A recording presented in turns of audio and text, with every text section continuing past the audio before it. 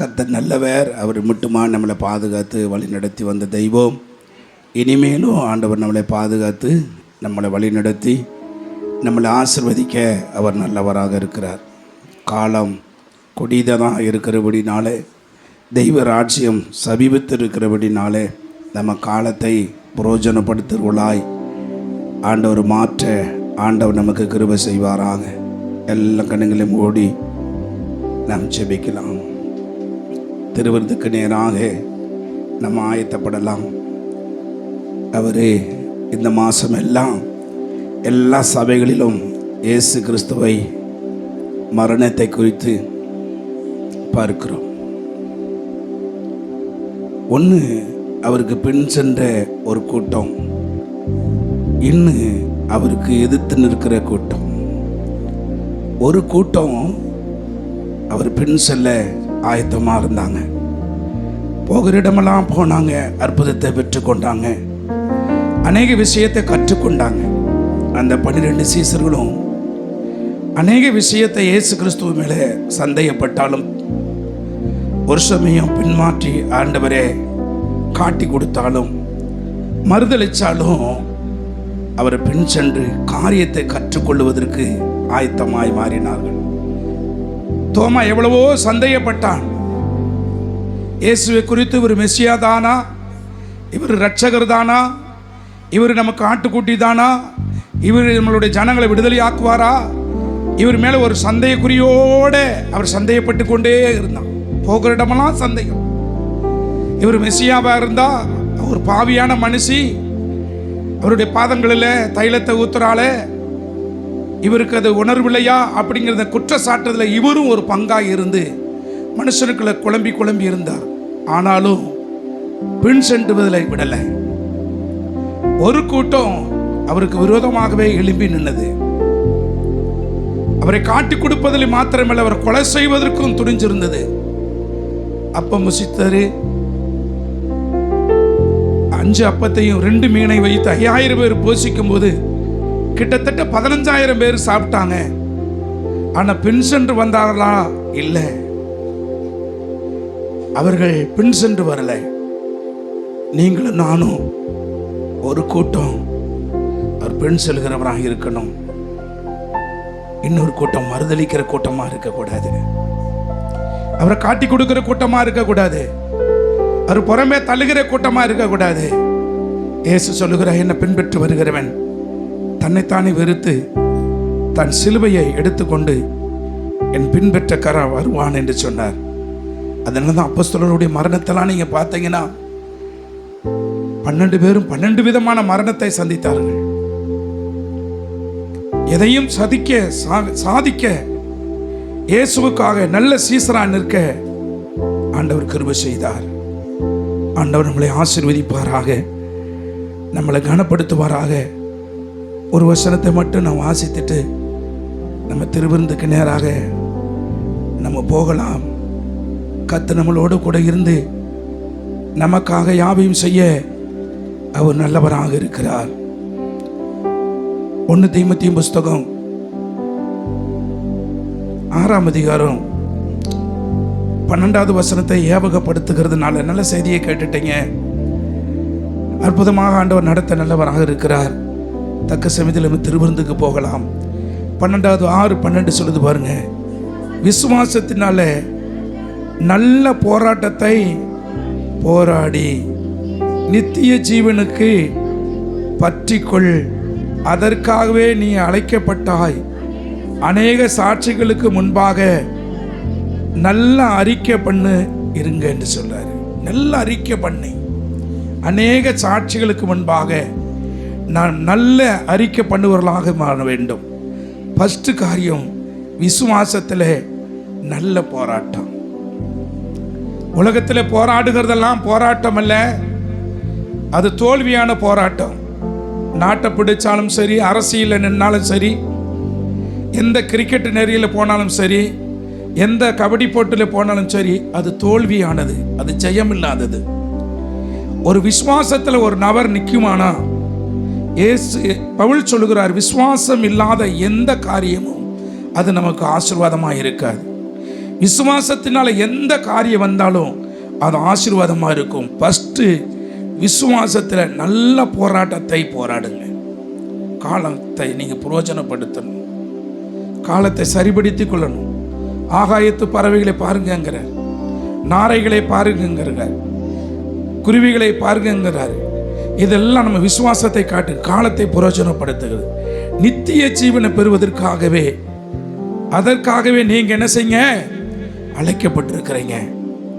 சும்மா வரல, ஏதோ சபையில் வந்து உட்காந்து ஒரு நேரம் போகிறதுக்காக நம்ம வரல, ஏதோ ஒரு ஆசீர்வாதத்துக்காக வரல. நமக்கு இன்னொரு வாழ்வு இருக்கு, அழியாத வாழ்வு, மரணமில்லாத வாழ்வு, கவலை இல்லாத வாழ்வு, வேர்வை இல்லாத வாழ்வு, கலர் இல்லாத வாழ்வு. அங்கே எந்த ஒரு துக்கமும் துயரமான செய்திகளை கேட்க போகிறதும் இல்லை, அங்கே பார்க்க போகிறதும் இல்லை. பிதாவ ஆண்டவரே நமக்கு வெளிச்சமாக இருக்கிறார். பசி எடுத்தாலும் சாப்பிட முடியாது, பசி இருக்காது. அப்படியாப்பட்ட தேசத்துக்கு தான் நீங்களும் நான் அழைக்கப்பட்டிருக்கிறோம். அற்பமாக இந்த விசுவாசத்தை நிறுத்தி விடாதபடி நீங்கள் நித்திய ஜீவனுக்காக அழைக்கப்பட்டிருக்கிறீங்க. நீங்கள் அழைக்கப்பட்டிருக்கிற அநேக சாட்சிகளுக்கு முன்பாக அறிக்கை பண்ணுகிறவர்களாக இருங்க. நம்மளை சுற்றி அநேக சாட்சிகள் இருக்கிறது. கிறிஸ்தவர்கள், கர்த்தர் ஸ்தோத்திரம், பெத்தேல் சாரோன் சர்ச்சைக்கு போகிறவங்க, தெரசம்மா தரிசனம் நடத்தக்கூடிய சர்ச்சைக்கு போகிற பிள்ளைங்க, அது ஒரு சின்ன கூட்டமாக இருந்தாலும் ஒரு நல்ல கூட்டம்னு சொல்லி மற்றவங்கள் ரட்சிக்கப்படாதவர்கள், புறஜாதிகள் நம்மளை பார்க்கும்போது ஒரு நல்ல விசுவாச போற ஜீவிதத்தை ஜீவிங்க. கர்த்தர் நம்மளை ஆசீர்வதிப்பாராக.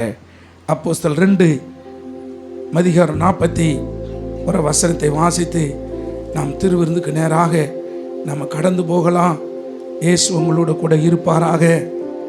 அவர் அப்போஸ்தலருடைய உபதேசத்திலையும் அந்நியத்திலும் அப்பன் விற்கதிலையும் ஜெபம் பண்ணுதலையும் உறுதியாய் தரித்திருந்தார்கள். 2:42 சொல்லுகிறது.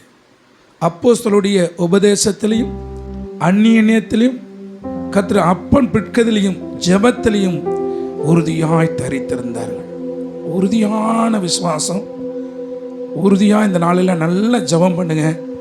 உலகத்தில் ஏமாற்றுகிற பல விதங்கள் வந்துருச்சு. கர்த்தர் ஸ்தோத்திரம். நான் நியூஸில் பார்த்தேன், கேரளாவிலேருந்து ஒரு பாஸ்டர் நல்ல அந்நிய பாஷை பேசுகிறவர், பெண்கள் இருக்கிற வீட்டில் அந்நிய பாஷை பேசி தீர்க்க தரிசனம் பேசி பேய்களை ஓட்டுறது மாதிரி ஓட்டி அந்த அநேக நகைகளை பறிச்சுட்டு போயிட்டாங்க, பிடிச்சிட்டாங்க. அவன் அழகாக நம்மளாம் அந்நிய பாஷை நிறைய பேர் பேசுகிறீங்களோ என்னமோ தெரியல, அப்படியாப்பட்ட அந்நிய பாஷை பேசுகிறாரு பாருங்க. பாஸ்டர் போலேயே வேஷம் தரித்து கர்த்தர் ஸ்தோத்திரம் அநேக வீடுகளுக்குள்ள நுழைஞ்சு நகை நட்டெல்லாம் பறிச்சுட்டு போயிட்டாங்க. நான் ரட்சிக்கப்பட்ட புதுசில் அப்படி தான் நடந்தது. இப்போ காலகட்டத்தில் அப்படி தான் நடக்குது. ஏன் இதை சொல்கிறேன்னா, நம்ம கொடுக்கப்பட்டிருக்கிற ஊழியக்காரரு உங்களுக்கு அறிமுகம் இல்லாத ஊழியக்காரர்களை, அறிமுகம் இல்லாத எந்த ஒரு ஊழியக்காரையும் நம்ம வீடுகளில் ஏற்றவோ ஜெபம் பண்ணுகிறோம்னு சொன்னால் சம்மதிக்கவே கூடாது. பேய் வரட்டும், பிசாசு வரட்டும், நல்ல வாசர், ஏன்னா நல்ல தரித்திருந்து நல்ல ஜெபம் பண்ணு. சபை எப்போதம்மா நாங்கள் ஜெபம் பண்ண போகிறோன்னா சாவியை கூட வாங்கிக்குவாங்க.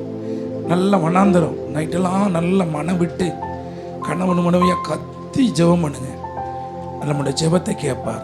அவர்கள் அப்போஸ்தலருடைய உபதேசத்தில் அம்மா அந்த ஊழியத்துக்கு வரல, அம்மா அழைச்சிருக்கிறாங்க, ஆண்டவர் அழைச்சிருக்காரு. அது நான் சாட்சி. கர்த்தருக்கு ஸ்தோத்திரம். அவங்க வேதாம்மா கல்லூரி படிக்கணும்னாங்க, வேதாம்மா கல்லூரி படித்தாங்க. 1-4 வருஷம் படித்தாங்க. ஆனால் ஊழியம் ஏதோ செய்வாங்க, இல்லைன்னா ஒரு மிஷினரியாக இருப்பாங்க. நான் அதை பற்றியே கண்டுக்கல. அதுக்கு பிறகு தான் அம்மா ஒரு சர்ச்சைக்கு போகிறாங்க. ஐயோ நம்ம ஒரு வழிபடிட்டோமேனு எனக்கு ஒரு ஆதங்கமும் கவலையும் இருந்தது. ஆண்டவர் அவங்கள அழைச்சாங்க. ஐயா எனக்கு ஒரு ஊழியம் பார்த்து கொடுங்க, நான் ஊழியம் செய்கிறேன்னாங்க. ஒண்டிக்குச்சியில் சகோதரியுடைய வீட்டில் நான் போய் ஜெபம் பண்ணிக்கிட்டு இருப்பேன். வினோத்துங்கிற தம்பியை கொண்டு விட்டேன். எனக்கு அம்மா எல்லிபுரம்னு கூட எனக்கு சரியாக தெரியாது. அம்மா ஒண்டி குஞ்சு இருக்குமா, அங்கே போய் வேணா அந்த அம்மா சகோதரிக்கு போய் ஜெபம் பண்ணுங்க, அங்கே நடத்துங்க அப்படின்னு சொன்னேன். பாருங்கள், கர்த்தர் ஸ்தோத்திரம். உங்களெல்லாம் ஆண்டவர் அழைச்சி ஞானஸ்தானம் கொடுத்து வீடு பிரதிஷ்டை பண்ணி திருமணம் நடத்தி எங்கேயோ ஒரு குடும்பத்தை கொண்டு வந்து இங்கே நிறுத்தி, அழைப்பு இல்லைன்னா இந்த காரியம் நடக்காது. அதுதான் அப்போஸ்தலர் உபதேசம்னு சொல்லுவாங்க. வேற நீங்கள் 1000 பேர்கிட்ட நீங்கள் தலை கொடுத்து ஜெபம் பண்ணினாலும் அது உங்களுக்கு விடுதலை ஆகாது. உங்களுக்கு கொடுக்கப்பட்ட உங்களுடைய பாஸ்டம்மா, உங்களுக்கு கொடுக்கப்பட்டிருக்கிற அந்த பாஸ்டம்மா கிட்ட முன்பாக நீங்கள் முழம்பாடு விட்டு ஜெபிக்கும் போது உங்களை கொண்டு ஆண்டவர் அற்புதம் செய்வார். அதனால தான் இங்கே சொல்வது அழைக்கப்பட்டவர் தான் அப்போஸ்தலர்மார்.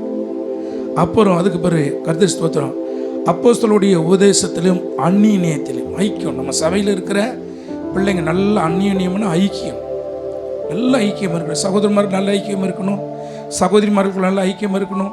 சகோதரிமாரி கூட்டம் நடத்துவதற்கு நீங்கள் பிரயாசப்படணும். அம்மா இருந்தாலும் எல்லாத்திலும் கூட சகோதரிமார்கள் எல்லாம் கூடி சாயங்காலம் ஒரு 7 மணியை போல் எல்லாம் கூடி ஜெபம் பண்ணி கரங்க ஒருத்தர் ஜெபம் பண்ணி நம்ம தேசத்துக்காக, ஊழியக்கார அம்மாவுக்காக, தமிழ் திருமணத்துக்காக, நம்ம வாலிப பிள்ளைகளுக்காக, நம்ம வீடு கட்டுவதற்காக, பரிசுத்த ஆவி பெறாத சகோதர சகோதரிகளுக்காக நீங்கள் அந்நியம் ஐக்கியம் இருக்கணும். மறந்துடாதங்க, ஐக்கியம் ரொம்ப முக்கியம். அதுக்கு பிறகு சொல்லுது ஜெபத்தில் உறுதியாய் நின்றாங்க. இன்னைக்கு நிறைய ஜெபம் உறுதி இல்லாத ஜெபம். கர்த்தர் ஸ்தோத்திரம். திடீர்னு எழும்புவாங்க, திடீர்னு ஒரு ஜெபம் பண்ணுவாங்க, திடீர்னு ஊழியத்துக்கு போவாங்க, திடீர்னு அவியும்பாங்க, அப்புறம் அப்படியே அதை விட்டுட்டு சோர்ந்து போயிடுவாங்க. ஜெபம் பண்ணுறதை விட்டுருவாங்க, குடும்ப ஜெபம் பண்ணுறதை விட்டுருவாங்க, வீட்டு கூட்டத்தை விட்டுருவாங்க, சபை கூடி வருகிறதை விட்டுருவாங்க. நீங்கள் விடாதபடி ஒன்று அப்போஸ்தலருடைய உபதேசம், அப்புறம் அந்நியம், அப்புறம் ஜெபம் சபையில் எப்போதும் நடந்து கொண்டே இருக்கணும்.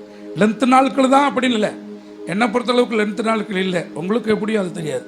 இயேசு உயிரோடு இருக்கிறார். அவர் வந்தது உண்மை, அவர் பிறந்ததெல்லாம் உண்மை தான். அவர் பிறந்துட்ட இது வரைக்கும் அவங்க கரெக்டாக கணக்கு பிடிக்க முடியல, நம்ம ஒரு அப்படியே வச்சுருக்கிறோம். கர்த்தருக்கு ஸ்தோத்திரம். மரித்தது உண்மை தான், ஆனால் நான் சதா காலம் உயிரோடு இருக்கிறேன். இப்போ நம்ம நடுவில் இருக்கிறார். அவர் உயிரோடு இருக்கிறவருக்கு நம்ம லென்த்து நாளுக்கு நமக்கு ஒன்றுமே, நமக்கு எப்போது ஒரே சந்தோஷப்பட்டு கதை கொடுங்கள் பரலோக ராஜ்யம். இப்போ வந்தால் லென்த்து நாட்களில் இயேசுவை சந்திக்க தயாராக இருக்கு.